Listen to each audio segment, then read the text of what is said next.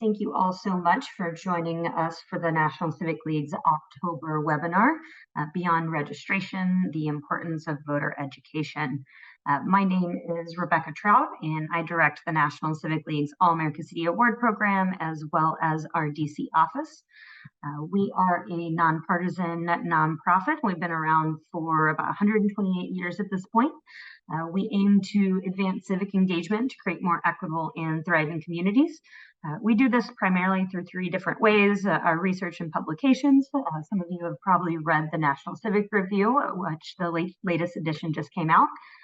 Then, of course, our community assistance offered through our Center for Democracy Innovation.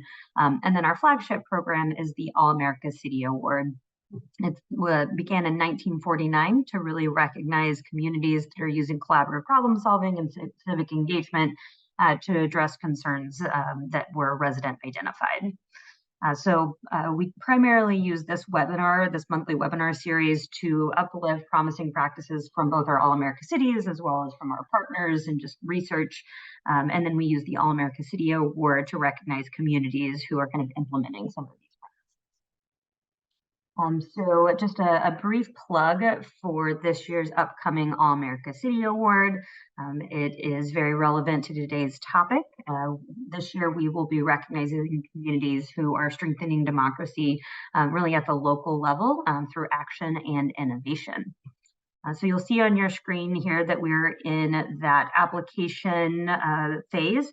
So communities can submit letters of intent for a discount on their application, and then applications themselves are due in February. For those of you less familiar with the application process, we ask communities to submit 3 programs or projects that are engaging residents to solve a local issue. And then one of those projects needs to be focused on the year's theme. So on your screen here, you'll see some project or program ideas. If your community is working in any of these spaces, I would highly encourage you to apply. If you are interested, we have an informational webinar that was recorded last month, or you're more than welcome to schedule a one-on-one call with me, and we can talk about whether or not it's a good fit for your community. So one of the ways, of course, first ways that we participate in and ensure a healthy democracy is at the ballot box. And so that's what we're going to be focusing here on today. While there's an understandable and necessary focus on voter registration, today we're really going to be taking that to the next level and talking with speakers who are focused on creating an engaged and an informed electorate. So joining us here today, we'll have Maya Kornberg from the Brennan Center for Justice, Eddie Zerbe from the Students Learn, Students Vote Coalition, who heads up their National Week of Voter Education program. And then last but not least, we'll be joined by Sarah Gifford, who is with Active Vote, and actually the COO and co-founder. Before I hand it off to them, just a couple of quick housekeeping rules. That you'll notice that you are all muted. Please remain so out of respect for your fellow participants and, of course, our speakers. We will have time for Q&A at the very end. You can either type in your questions into the chat or use the raise hand feature at the very end. And then no need to feverishly take notes. So you will receive both the webinar, any mentioned resources, as well as the slides in a follow-up email that I'll be sending to the email address you registered under either later today or early tomorrow. And with that, I'm excited to welcome up our first speaker, Maya. Maya, the floor is yours. Thanks, Rebecca. So as Rebecca mentioned, I'm Maya. I am a fellow at the Brennan Center for Justice. And I wanted to share a little bit about a project that I led for the Brennan Center during the last election cycle and some lessons that we can learn from that about combating misinformation in this upcoming election and future elections more broadly. So next slide. So the project is called the Midterm Monitor. It is actually still up and running at the URL here, www.midtermmonitor.org. It was a project that we did last fall during the 2022 midterm election, together with the Alliance for Securing Democracy at the German Marshall Fund. essentially, we were really interested in the online conversation about the election. We know that voters and citizens are increasingly having conversations about the election online. And so in order to better understand this conversation, we built this platform, the Midterm Monitor, that monitored and tracked posts by every candidate running for federal office, as well as candidates running for governors and secretaries of state across the country, and major media outlets, both nationally and in 10 battleground states. And we looked at the content that they were posting on YouTube, Facebook, Twitter, and Instagram, so major mainstream social media platforms. And in particular, we gathered a lot of their posts about the election to better understand what was the conversation about the election. Next slide. So with all of that data that you can see on the Midterm Monitor platform itself, which was publicly available to folks, we also did our own research, and we identified a number of different lessons with this research that I'll share with you in just a moment. But I just wanted to share a little bit about what we did before doing that. And if it's of interest, I can get into more details in the Q&A. We hand-coded thousands of posts that we identified as posts about the election. We were looking for promotion of false narratives about the election, posts that were inciting violence, posts that were promoting racist tropes. We also conducted machine learning. We did something called topic modeling, which looked at which helps identify certain key topics in conversations. And we did network analysis, which helps to identify networks through which posts spread. We also did automated text analysis, just looking for the incidence of certain words that we know are important. Next slide.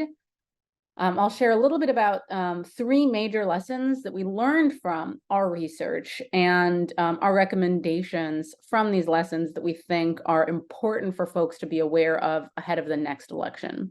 So first of all, in reading through these thousands of posts, what we found was that election denial relies on a core set of false narratives that recur and revolve. So indeed, some of the core false narratives that we identified in our own research were the same ones that we saw in 2020. And there's a good reason to believe that we're going to see them again in 2024 in some shape or form. What would happen is that you had a kind of a core theme, a core false narrative would just be connected to whatever the news of the day was and recycled. So for example, on election day, as some of you might remember, there was a false claim about a story in Maricopa County, Arizona, where there was a printing issue with one of the voting machines. This was quickly resolved, but it ignited a real firestorm of false claims about voting machines. And this is just one of many stories where, you know, some specific news story happened about a voting machine, and this myth of voting machines as vehicles of fraud was just perpetuated again and again. By the same token, we had a lot of myths about the safety of drop boxes and voting by mail coming up again and again. Accusations that election officials are cheating comes up again and again in different contexts that we saw. Accusations that non-citizens or dead people or people who aren't supposed to be voting are voting. These are just some of the kind of longer list of core themes that we identified. And so our recommendation to companies, to officials, to organizations, or even folks like the people on this call is that pre-bunking can be more effectively done if we understand the core misinformation themes and kind of can get ahead of them, because there's a lot of reason, as I mentioned, to believe that that voters might be susceptible to some of these same misinformation themes ahead of the next election. And so if we get ahead of that by pre-bunking and putting out accurate information along these core themes, that can be really helpful at inoculating and kind of preemptively guarding against the spread of misinformation. So next slide. The second core theme, and I'm going to explain this jarring image in just a second, is about network. So as I mentioned, we did something called network analysis. What network analysis is really a process of examining the relationships between individuals and groups on social media. And so what this image is the number of times that election deniers in our data were kind of retweeted by others between mid-August and mid-November 2022. And each kind of connection in this is a retweet. And what's important to note is just the clustering. So those colorful dots, those clusters, reflect key spreaders who are being retweeted at the highest rates. So in this instance, these major nodes, these key spreaders on this map are Myra Flores in Texas, Mark Fincham in Arizona, Doug Mastriano in Pennsylvania. These are high kind of profile super spreaders of misinformation. And it speaks to kind of a broader kind of trend when we're thinking about false information about the election on social media. And that is that that networks are really important, especially on platforms like Twitter. A lot of the spread that we saw was actually just one person's posts, but it was retweeted and reshared at really high rates.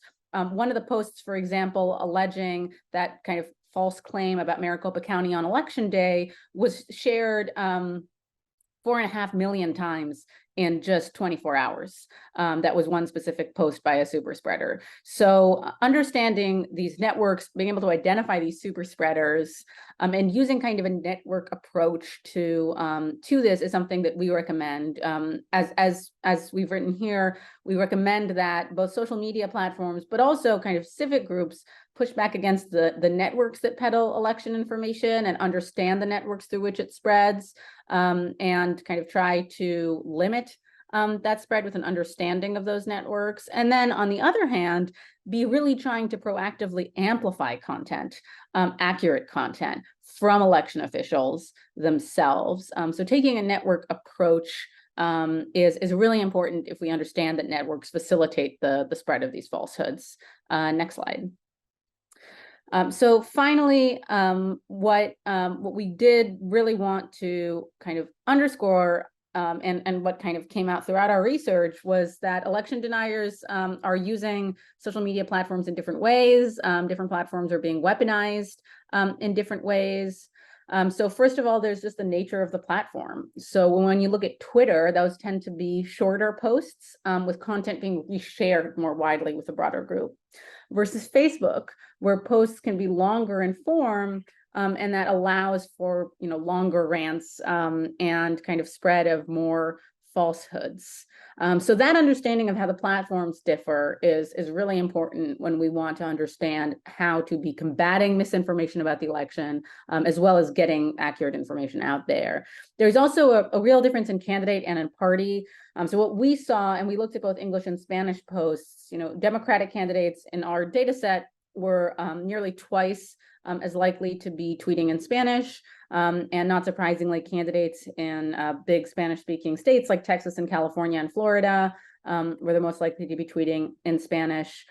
So language kind of is really important. We also saw that Spanish language media were more likely to be talking about foreign elections in their coverage than English language media outlets. So really understanding the candidate difference and the language difference is really important. And we also know that different communities use these platforms in different ways. So it's not just the candidates, it's also the communities themselves. We know from other research that Democrats are more likely than Republicans to use platforms like Instagram or Twitter. We know that Afro, Latino, and Hispanic communities are more likely to use Instagram. And there's many other differences, including age differences, in the way that different communities are using these platforms. And so understanding the way that the platforms are weaponized in different ways, the way that... listen to the program and get that. Okay, quiet. Oh, I'm sorry. I think someone is unmuted. Oh, thank you.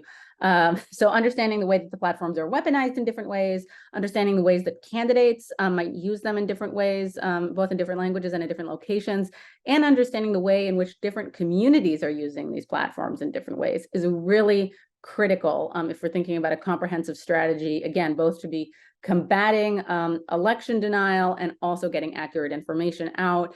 We argue that a comprehensive strategy to combat misinformation needs to take into account the distinct user communities and the content, and it needs to be working really directly with community organizations on the ground and other organizations in order to be reaching broader groups in a culturally competent way. So next slide. So this is just a kind of a conclusion slide. So as I mentioned, we think that all the research that we did with the midterm monitor in the 2022 election can help us get ahead of the curve in 2024. We don't need to be starting from scratch and reinventing the wheel. We can already be pre-bunking, be putting out accurate information around core misinformation themes that there's a lot of reason to believe will come up again. And that can be by doing things like amplifying. These two images are images of election officials and administrators putting out accurate information. Platforms can be amplifying information like that. We need to be doing more of that. And we need to be pushing back against networks that are peddling election misinformation. Again, some of the election deniers who we saw come up in our data are actually not new either. There were folks that were identified by other groups as election deniers in 2020. So again, we don't need to be reinventing the wheel when we're thinking about identifying spreaders of misinformation and networks through which it spreads. And we also need to be approaching this issue in a way that acknowledges the tremendous differences between platforms, the distinct user communities, and is a real comprehensive approach. I think that there's still a tendency to look at social media and say, okay, this is our strategy for social media and voter education, but that's actually not sufficient. We need to be understanding the nuances that are kind of a bigger part of that story. So I'm going to leave it there because I know we have other kind of fascinating speakers that I'm looking forward to hearing from. But again, would welcome any follow-up questions in the Q&A period. Thank you so much, Maya, for giving us that overview of misinformation and some of you all's recommendations for dealing with that. I'm sure we're going to have a lot of questions for you later in our time together. For now, I want to hand us over to Eddie Zerbe from Student Vote Student Lead Coalition. Awesome. Thank you so much, Rebecca, for having us here today. And thanks so much, everyone, for being here to talk about a really important topic here about voter education. I'm going to speak about a few different things that actually lend itself really well to what Maya was just describing. Some of the work that we do here at the Students Learn, Students Vote Coalition, how we work with partners around the U.S. to energize and support student voters, and one particular program we have directly around voter education. So if you want to go to the next slide. So just to kick things off, so the SLSV Coalition is the largest nonpartisan network in the US dedicated to increasing student voter participation. We are hundreds of campuses, local community groups, national nonprofits, election officials, and philanthropic partners that are working collectively to ensure that every college student across the nation has the access and confidence to vote in every election every single year. And the coalition includes a variety of stakeholders that seek to advocate for and uplift the needs and unique challenges of the largest and most diverse generation of student voters. So from rural communities to major cities, from disability advocates to Black leaders, SLSV Coalition partners ensures the diverse perspectives of college students are represented in the student vote movement. And before we jump into what the work of the coalition and our different programs, I want to look back at the history and landscape of our movement, if you want to go to the next slide. So the coalition was formed in 2016, which was a time when students were not seen as dependable voters in US elections. In national media, it was seen as gospel that college students didn't vote. And changing this narrative required changing realities on the ground, which is exactly what many of our community partners have been working to do on college campuses throughout the US, and many before the coalition was even founded. Now buoyed by a coalition that amplifies and supports their efforts, they've helped students establish themselves as a voting powerhouse. So the last 4 years have seen an explosion of student participation in US elections, despite some extraordinary obstacles. In 2018, 40% of student voters turned out for the US midterm elections, which was more than double the 2014 midterms. Then in 2020, despite the enormous obstacles, the national student voting rate rose to a record-breaking 66%, which is a 14 percentage point increase over 2016, and double the general population's 7-point increase in turnout. And students, campus and local leaders, and nonprofits and states and communities of all types really contributed to this incredible growth, with SLSV partners throughout the country leading and supporting through all of the obstacles they faced. And we've continued that momentum since, with 2022's midterm elections seeing the second highest youth voter turnout of any midterm in the last 30 years. So college students, yet again, were a driving force behind a high election turnout that is quickly becoming the new normal and shaping many areas around the nation. And if you want to go to the next slide. So over that time, the coalition has grown to nearly 400 partners, working with almost 2,000 campuses in all 50 states. We've expanded our mobilizations, but we maintain a focus on collaborative solution building guided by local and campus leaders. We work year-round to ensure that voting becomes a lifestyle for the next generation of voters. So we host monthly meetings and various webinars and trainings throughout the year. We also send out emails with new information, resources, research, and upcoming events. Partners count on the coalition for support in odd and even numbered years. So no matter what's happening on your community or in your community, the SLSV Coalition can connect you with all the right resources to support you. And really, one of the biggest things we emphasize here is that you don't have to do this work alone. So many of our partners may be the first leader on their campus or community to lead this work, are usually balancing this with several other priorities, and sometimes may not even be paid for their efforts directly. So we make sure to offer up tools, resources, and support that can help you build your capacity to be able to contribute to the surging youth and student vote. And whether that's like toolkits, connections, or funding through our different grant cycles, we make it easy to participate and help build your capacity to expand this work with every passing year. Simply put, and if you want to move to the next slide, we just provide funding, resources, connections, and strategic direction to partners around the country working to empower young people to participate actively in our democracy. I don't have the time to go into every detail of our work, but I do want to highlight a few things that you can learn more about, and then you can learn more about us at our website and by attending one of our introductory informationals after joining the coalition. Sorry, someone was ringing the door. And as Maya mentioned, so much of our work is really about centering our local partners. So we know that not every solution, it's not a one size fits all solution. A lot of our resources and programs are built for you to be able to use these in the context of your community, because at the end of the day, you're going to know best about how to communicate with them, what issues are top of mind with your community, and how you can use our different resources to support. So just to uplift a few different resources we have that might be helpful for folks on this call.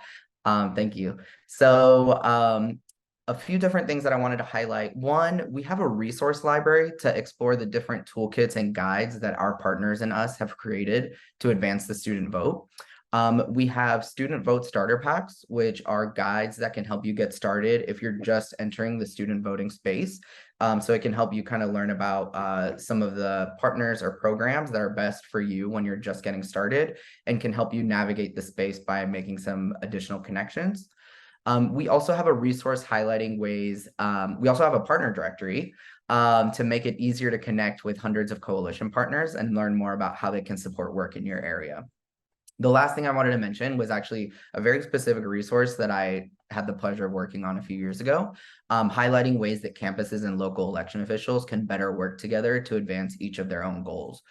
With many of these ideas really focusing on voter education and the unique way that local election offices can work with campuses to increase voter education efforts for college students.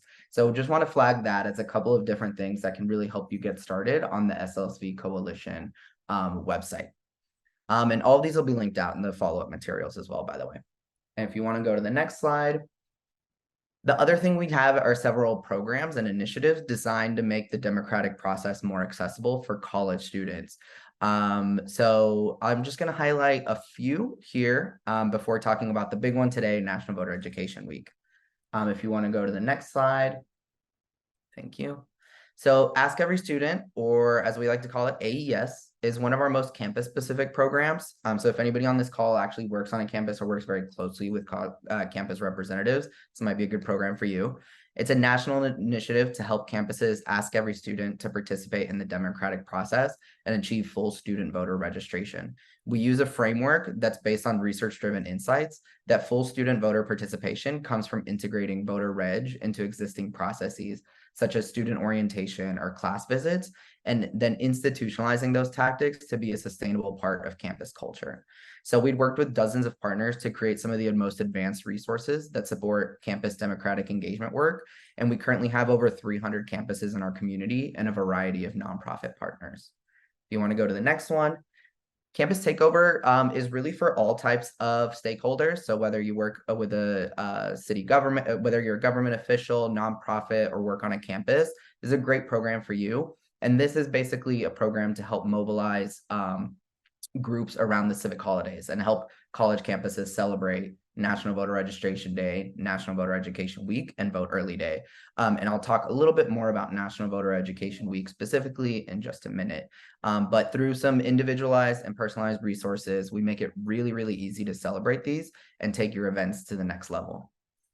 And lastly, before talking about voter education today, last thing I wanted to highlight was our upcoming National Student Vote Summit, which brings together all of our different partners from around the US to build connections, share lessons learned, provide trainings, and create some shared momentum and energy towards our collective goals next year. This year's gathering is going to be in person for the first time since 2019 and is going to be hosted in College Park, Maryland. Spots are filling up really quickly, so encourage y'all to check it out. And if you're not able to join us this year, definitely keep an eye out for our 2024 summit. And if you want to go ahead and thank you. So lastly, let's talk about voter education. So one of the programs we run is called National Voter Education Week. We like to call it NVU for short. It's a nonpartisan campaign held every year to empower and educate voters and increase turnout across the nation.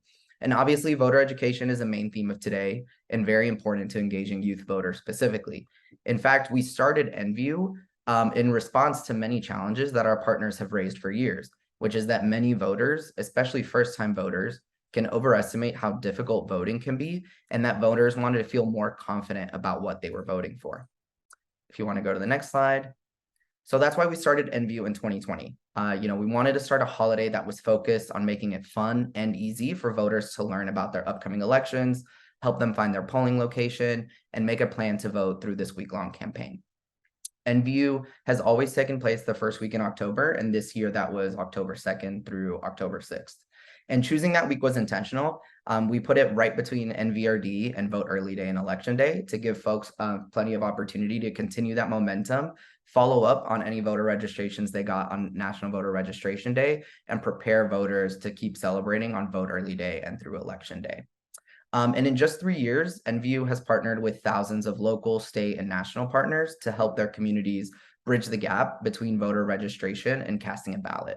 So by organizing tools, content, and events, our partners have helped hundreds of thousands of voters in their communities get vote ready throughout the last few years. And if you want to go to the next slide. And the importance of a campaign like NVU is really integral to voter engagement. Ultimately, NVU is about removing barriers and increasing access.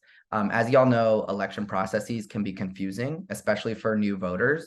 And we also know that there are frequent changes to rules and voting laws that add to voters' confusion and need for reliable information. So in addition to all of these structural barriers, research from our partners at Attendees 42 also shows that there's a number of what they call psychological barriers that can also hold people back from voting. Things like overestimating how difficult it is, things like not viewing themselves as voters or informed voters. And at the end of the day, we don't think voting should be intimidating or complicated, but we also can't expect new voters to automatically know how to confidently participate in our electoral processes. We want every potential voter to feel empowered by their role in our democracy. And as a trusted voice in your community, you can help lead the way. If you go to the next slide. So NVU, like the other civic holidays, is a nonpartisan, collaborative open source model, meaning that it's really our partnerships with nonprofits, colleges, election officials, you name it, that give life to the week. Any of these entities can sign up as a partner, which just means that throughout the week, you're sharing content with your community, hosting events, or creating materials that our thousands of NVU partners can also use. This year, we had 430 partners sign up to celebrate.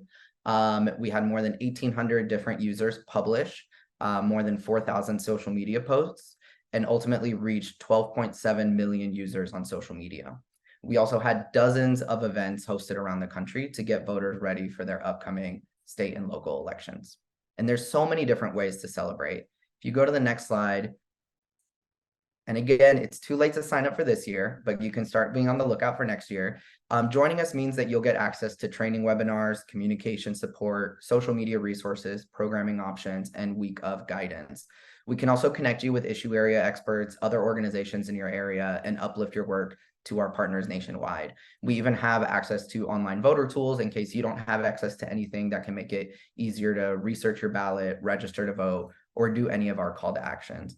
Again, we very much lean into our partnerships here. We try to make it as easy as possible to celebrate NView, but also know that our partners are going to do things very uniquely depending on which communities they're working with, how long they've been doing this, and where they are in the US.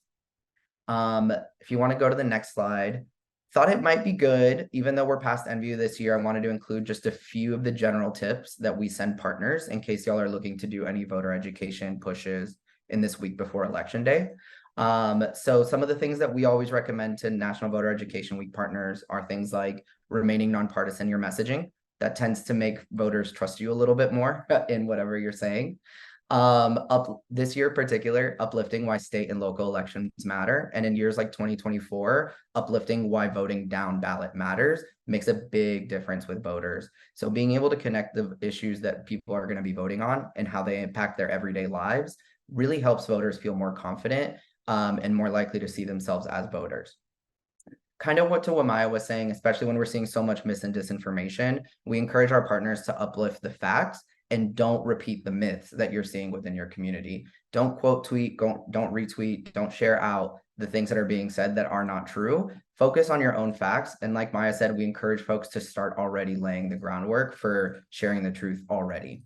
Lastly, we encourage you all to normalize voting. Make it seem like this is a very normal thing that everybody does, especially the NView with the rest of the civic holidays. We frame things as fun and celebratory, and try not to frame education as a prerequisite for voting. So it's kind of walking the line there of like making it easy to learn more about upcoming elections, but making sure voters feel confident in their own ability to navigate that and their own framing as experts already.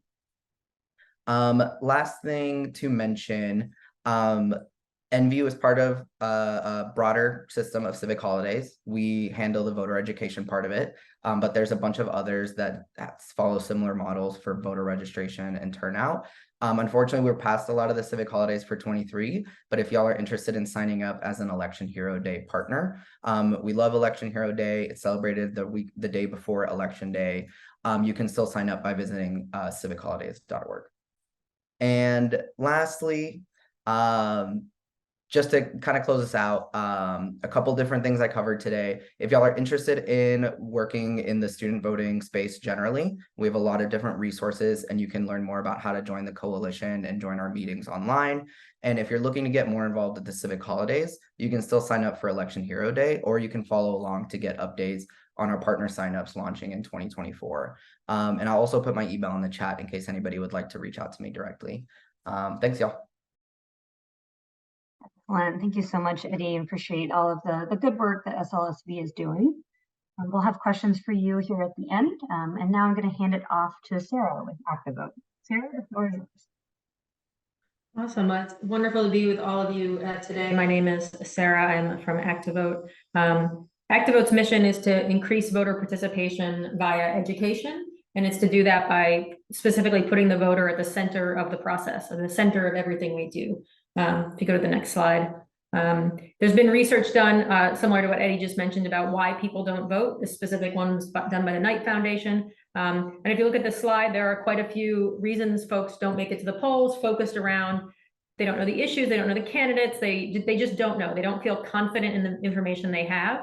And this trend is even more with younger voters. So the younger you are, it seems the more important you think it is to be informed before casting your vote. So when we set out to increase participation, we figured, hey, this is what we need to combat. We need to combat this feeling of information, but we want to do it in such a way that really makes voters feel good, as opposed to feel uninformed. So if you go to the next slide, we have kind of two key approaches to this, right? I'm registered, now what? Go to the next slide. And the first is making it into a habit. Super voters are super voters because they're just used to this habit of voting in every single election. But there's no reason that everyone can't be a super voter. If you look at, say, you can learn Italian in 5 minutes a day, the Duolingo of democracy, that is what we're trying to be. How can you learn and feel informed in, just a couple minutes a day? So if you hit the next button, how do you create a habit? First is the reward. If you look, I voted stickers were one of the first badges. Maya and I are both wearing ours today. Admittedly, hers is much cooler than mine. So kudos to New York City for having Halloween themed I voted stickers. But there's a reason people wear their I voted stickers around. That reward feels good. And it's a sticker, right? It feels good. And so first kind of principle, make sure people feel good about it. And then if you hit the next button, let's remind people to do this, right? It's not something that they need to, wake up thinking about feeling every day. So just make sure there's kind of subtle reminders, giving them that cue that that's the thing that they want to do. And if you do all of that, it makes it into a routine, and that routine can make people into super voters. But then as you're looking at this, virtuous cycle around that civic habit, Matt, who runs the Democracy Innovation Project with National Civic League, we did a big focus group effort kind of looking at how do voters want to be educated. And the biggest takeaway that we had from voters around voter education was that a lot of what they were getting made them feel stupid. And if this is an act you want someone to do in their free time, you can't make them feel bad about it as you're going around it. And so the biggest takeaway, and I think Matt is here with us today, is around make sure you inform voters in a way that makes them feel good. Because if they feel good, they're more likely to keep doing it. And so if you go to the next slide. So what we wanted to do that, in terms of a civic tech platform, why tech? Because it's the thing that we know how to do. Also, why tech, kind of to what Maya was talking about. We wanted some tech for good. Tech that's out there spreading positive messages and positive information about voting. And so what we look to do is put everything in one place. And again, with this idea of the voter at the center, a lot of voter outreach is about someone or something else. It's about the candidate that wants your vote. But do they want to help you, or do they want your vote? Do they want something from you, or do they want to give something to you, right? Same with, issue causes. They just want your support for something, or they want a donation for something. And so everything we do just puts the voter in the middle. Everything we put in front of them is there specific for their value and not for the value of anybody else. But making sure that you can see it pretty easily. So these are just some of the dimensions that we look at.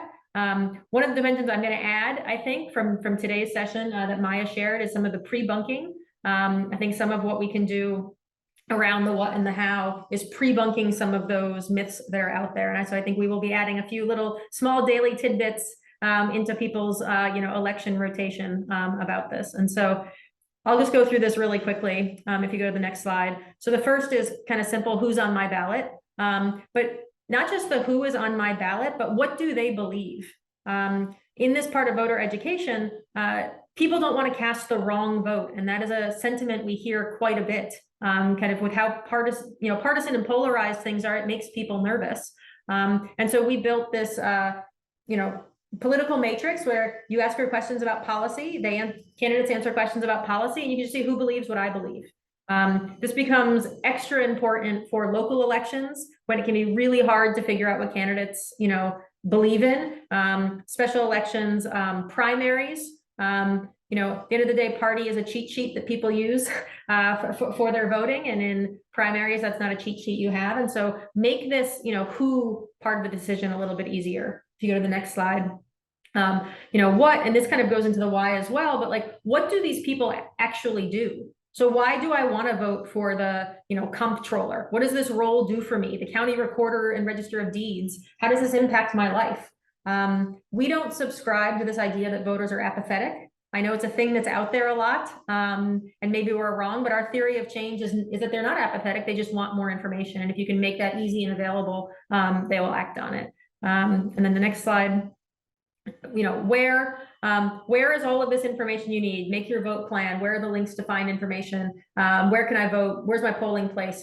Everything you need to know kind of around the stages and the steps of the election, kind of all in one place. If you go to the next one, when it's not just when is election day, but when is your deadline to apply for a ballot? If you can vote absentee, right? If you want to, you can. If you don't, you don't. But when is that deadline? When is early voting? We have a vote plan that makes sure that it gets out there, but give people this countdown for building out that kind of that anticipation for this wonderful event. And because one of the things we focus on is primaries, locals, specials, right? The ones that aren't November and even years. This when becomes a much bigger part of getting people out to the polls. If you go to the next slide. A big one is why. Why do you want to vote? And I think Eddie touched on this as well. We have 450 or so kind of small policy briefs that we use to kind of educate voters. And the data behind this shows that no matter what the media says, people vote on policy more than anything else. Now, sometimes party is a proxy for policy, but those policy positions are the biggest impact on their vote. And so we do a lot of work on why you should vote. And it's all nonpartisan, but like what gets you out to the polls. In the next slide. And then how, all the mechanics. What voter ID do you need? We partner with Vote Riders on this because they are amazing when it comes to voter ID. How do I plan my vote? How do I get to where I'm going? We've partnered with some rideshare partners to help people get to the polls if they need a ride. So all the mechanics around voting, as well, but make it easy, make it right in front of you. If you go to the next slide. One of the things that we've been most excited about is that this habit forming kind of structure, it really works. So besides that, we can see people who come back often, and we have a cohort of users that come back every single day. We have a big cohort that comes back every election. So they maybe don't come back every day, but they get the reminder from us and they come back and plan their vote. We just finished our study of data over 21 and 22. Voters that use ActiveVote and kind of stay engaged with this outperform their historical voting by 17% in the election immediately after they use ActiveVote. But what's amazing is if you go 9 elections later, they are still by 10% outperforming turnout. So while there is a little bit of decline as the elections over time, 9 elections later, we are still at 10% more turnout than history. And so it works. So creating this pattern, putting them at the center, focused on education, is really helping voters. And I think if you look at everything we've talked about today, what Maya's research is looking to do is how do we help voters, which is why we're going to add some of that pre-bunking information. What Eddie's work is trying to do is reach voters where they are. What we're trying to do is give tools to those people doing amazing work, that can help them get all of that information so that they can spend the time doing their amazing work. I know we were a little short on time, so I went as fast as I could to try to save a little. So I will stop there and head for questions. Thank you so much, Sarah. This is such a wonderful, all-encompassing tool. We are doing great. We have a whole 15 minutes for time for Q&A, and I see some questions already. So feel free to go ahead and put those in the chat. I will get caught up with the chat in just a second. And in the meantime, we'll have a live question. We've got David Rosenberg with his hand raised. David, feel free to unmute yourself and ask your question directly.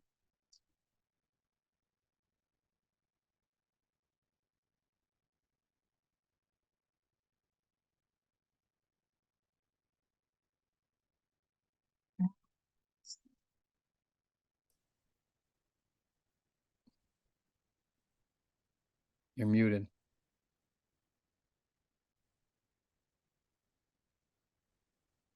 All right, so we have a question here while David works on unmuting for Eddie. And the question is, how does the strategy for SLSV change when it comes to federal and local elections? That's a really great question. So honestly, at the end of the day, I think a lot of kind of like the way we approach our work and a lot of our core values really remain the same. Kind of like Sarah was saying, like we don't necessarily think that people are apathetic, especially young people are apathetic when approaching government. I think that there's a lot of questions about how much they need to know before being able to cast a ballot, or even like what is involved in casting a ballot itself, like the process itself, that we can do a much better job of addressing. And especially for young voters, like by addressing some of those earlier on in their lives, they are much more likely to then continue doing it right, in further election cycles. So I think because so much of that is already at our core, there isn't too much strategy changes between federal and local elections with the way that our work looks like every year. At the end of the day, we're still just trying to support our partners, get them the resources they need, kind of get them the right messaging, resources, funding, et cetera, to do their work. But I will say that there are definitely new opportunities and challenges that come with federal and local election cycle years, right? With federal elections, you have a lot of natural momentum. You're kind of riding a wave and sort of, at least for our work, trying to focus more on like the process of voting as well as some of like the down ballot races. And with local elections, you can be working sometimes against a little bit more of a psychological wave there, where like people aren't going to necessarily always be, there's not going to be as much media attention. There's not going to be as much natural attention going towards these. And you kind of have to do a little bit more to sort of like build that. But I think at the end of the day, we uplift a lot of the same types of materials and messaging every year. It's just kind of what we expect to see in terms of momentum. Wonderful, thank you. And Sarah, this question is for you, and I'm going to expound on the question a little bit. So the question originally was, is Active Vote available everywhere? And I know that to be true. Can you tell us sort of how you're able to include all of that information and sort of like your data sources and how you all are able to create such an all-encompassing resource even at the local level? Yeah, so like Rebecca said, it's available in all 50 states. We try to get as far down ballot as possible. I would love to say we cover everything, but I'm sure that's not true, but we strive really hard. One of the things that we do kind of in a way to also support the work that others do is we get a lot of our election data from partners, but we will buy it from basically every partner we can find that's covering elections. Because they're good at different things. Some are hyper local and therefore, you know, in a certain state get super far down and we'll get that data, and others, you know, cover the top of the ticket incredibly well and we'll get that as well. So we will buy it from anyone that's willing to sell it to us to try to get to the voter the absolute best data set possible. That is kind of our mission, kind of in terms of completeness and to go as far as we can. The other thing we do, we probably get maybe 10 times a week a request, hey, why aren't you covering my local town council election? And as soon as we get those requests, we have as a commitment to voters is that we will handle every single one of those and put those in the app as well if it's not already there. And we will just do that ourselves. Great, and I think this question might perhaps be for Eddie as well. It says that their groups will be targeting high school students, among others. And the question is if the materials are appropriate. I'm assuming you're meaning by like grade level reading type. Are they appropriate for 13 to 18-year-olds? Yeah, so I think National Voter Education Week is a great program if you're an organization working with high school students, because so many of that is really based off like kind of social media, and it's just like 1 week of activation. So it's more about like how to host events on like a high school campus or how to like, you know, communicate. A lot of the SLSV Coalition resources though are very much geared towards like college campuses. So whenever we have people reach out about high schools, we usually put them in touch with our partners at the Civic Center. They're a really great organization that does a lot of high school voter registration specifically. And so their materials will be more catered towards that. But like I said, NVU at least, definitely a great opportunity. Great, thanks, and I appreciate you putting that link to the Civic Center there in the chat. Maya, this question is for you, and it's about, you know, you have a lot of recommendations for, I think, what organizations and individuals can do. Was any of your data and recommendations shared with social media platforms themselves? Are you aware of kind of any policy change that platforms are doing to kind of combat this on their end of the equation? Yeah, that's a great question. And, you know, I'll note that this research was done mostly before or in the immediate aftermath of Elon Musk taking over what was formerly known as Twitter. So some of that research and interaction with the platform was really in, I think, a different era from what we're dealing with right now. You know, in the event that we came across posts that that were actually in direct, you know, directly against the the actual user agreement and rules of the platforms themselves. We reported them to the platform. And I'll note that in some instances, and I'm talking also on, we were working in coalition with other groups on this as well. The posts themselves were not always taken down with the timeliness that we would hope, given how fast some of this can spread, as I was saying. And kind of since that experience, and really before it, the Brennan Center does support a number of policy changes for social media companies, including things that relate to transparency and timeliness in terms of taking things down, and just generally a greater kind of awareness and accountability for the content that is posted on their platforms. This is still something that that is difficult to see change in. I might argue, and this is just kind of a completely different angle that I have expertise in, that part of the problem is with the way that Congress itself is structured. So I'm a congressional scholar actually by training, and wrote a book earlier this year about congressional committees. It might interest some of the folks here to learn that Congress does not have any one committee dedicated to the tech industry. And so as a result, things tend to fall between the cracks. And it's one of the many difficulties that Congress has had in regulating social media companies. So it's very much an uphill battle. It's something that we encountered, and it's something that we're continuing to fight for, I think, both in terms of making sure that Congress is equipped to handle this issue organizationally, and making sure that social media companies are actually being held accountable for some of the content that is on their platforms.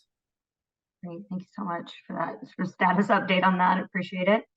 And I think this question might be mostly from Maya, but Eddie or Sarah, feel free to chime in if you have any tools, resources, or tips for this. But the question is how a person can fact check or know whether or not a social media post is legitimate or not. Any resources for that? Yeah, so there's some resources that that we've put out. There's many resources that that allies have also put out on this.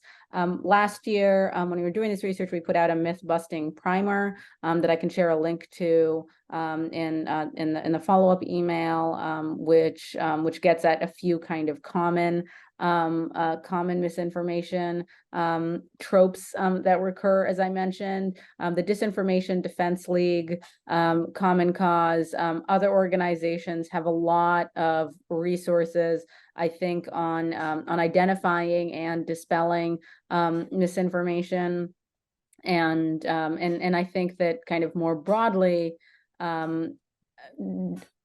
having kind of critical thinking and kind of a kind of digging deeper lens when we see anything on social media. And I actually think that this is kind of more broadly applicable beyond elections is important. I might highlight an organization called the Algorithmic Transparency Institute. They do something called the Civic Listening Corps. And this actually trains people to be able to identify misinformation and to be better kind of capable listeners in this space. So I think that trainings like that can also be helpful. Again, happy to share the links for the orgs that I just mentioned. That would be very helpful, and we'll put some of those resources in our follow-up email. All right, I want to part with one final question for each of our speakers. We have sort of individuals, nonprofits, and municipalities represented here today, and probably others as well. So pick the target audience of those sort of three and give us sort of one action step that people on this call in their capacity as individuals, nonprofits, community foundations, or municipalities can do to sort of support the cause of voter education. Feel free to go in any order you'd like. So I would say one thing, just as individuals, because that's something everybody on this call can do, is to just mention it to friends and family and, colleagues. You don't need to be pushy about it, but like there are a lot of voters that have never been asked for their vote. right? If you're not a super voter and your mailbox isn't being flooded with content, nobody asks for your vote. You can be that person, you know, at the office, at the school line, or whatever, like, hey, do you know there's an election next week? Are you voting, right? And that one little question can trigger, you know, a heck of a lot of action. You know, they might ask you a follow-up question. Oh, I didn't know what's on the ballot. And, you know, it gives you a moment, that personal one-on-one moment. You know, everything says that is the most effective way to get people to the polls. And so if every single person on this webinar did that for 3 to 5 people, you know, in an off-cycle election, that could, you know, swing an election. And I would just add to that, that as I mentioned, it's really important that we be amplifying accurate information. So all of us can be amplifying information that, you know, that election administrators, that election officials, that trustworthy organizations are putting out about the elections. You know, I just voted in an election today in New York City that a lot of people didn't even know existed. And so just getting information out there can be really, really important. And I would add, kind of on a kind of municipal and county level, that's also important. You know, so Los Angeles County, in that super complicated election that some of us might remember, of the governor recall, where no one knew what that election was or how to kind of best vote in it because it was a complicated ballot, really made a proactive effort, again, to be getting accurate information out there early, and be explaining to people what to do, and kind of across platforms, across languages. So I just don't think that could be kind of undersold as a solution on an individual level, on an organizational level, on a kind of statewide or city level as well. Wonderful advice. All right, and Eddie, no pressure, but close us out here with some good advice. Honestly, really need to just second what a lot of what Sarah was saying here. I mean, National Voter Education Week is really our most accessible program that we have to be an official partner of. So definitely encourage you all to partner with NVU and the other civic holidays in 2024. Celebrating just the civic holidays, like, you know, all 4 of them together, is one of the most fun and simple ways that you can take your community through the entire voter engagement process. So starting off with National Voter Registration Day, hosting an event to get people registered, celebrating National Voter Education Week, and uplifting, you know, information about upcoming elections, making a plan to vote, etc. throughout the week, and then closing it all out with Vote Early Day, Election Hero Day, and Election Day itself. It really is, like, there's so many resources that exist through all of these programs. A lot of them have grants or can send you resources, swag. A lot of them will get you in touch with other experts to continue your work. And it really makes it very easy to take your community through the whole process of becoming voters. And like Sarah said, like, everybody here, all of these holidays lean into you being the best expert in your own community. And so it's things that really, like, focus on your credibility and your expertise in a community, and just makes it easier for you to sort of have that agency and say, you know, what's coming up and encourage others to participate. Wonderful. Well, thank you all 3 for those sort of parting points of advice. Thank you to everyone who joined us today for your time and for your lively participation during the Q&A. I'm going to try to take all of these resources that were mentioned in the chat and mentioned throughout the slides and by our speakers, and put those in the webinar follow-up email. Again, that will include the recording, the slides, and those resources. We hold these Promising Practices webinars every month, so please be on the lookout and join us for a future topic. One last thank you to Sarah, Maya, and Eddie for sharing your expertise and your time with us today. I really appreciate it. Bye, everyone. Have a wonderful rest of your day.